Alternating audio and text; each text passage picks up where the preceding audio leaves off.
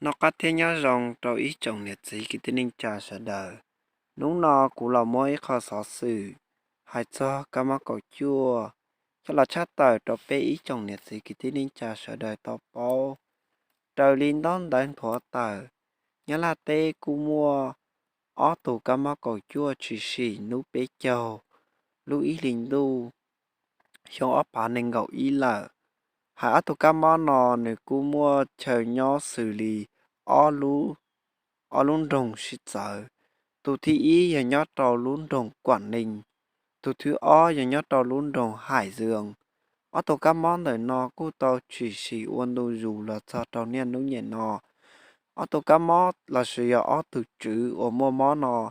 Nếu cú tàu là nhớ dê trâu bế bế chọc đấu lên đời tụ các món đời nó.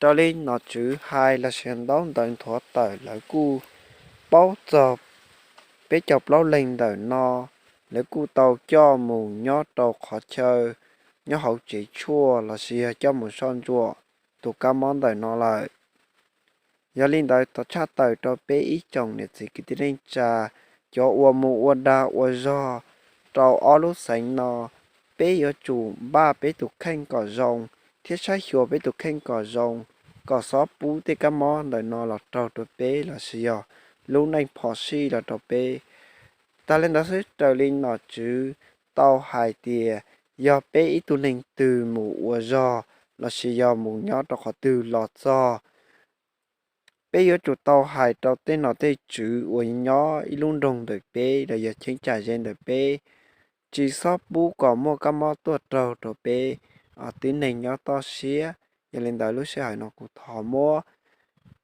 tránh tổng là trâu cái món corona nú nó sau lên nó ua trâu bé sai tuần gì mù lì nô của yo, mà xìa thu số nô của cho tờ đó bé sai, ủa chào.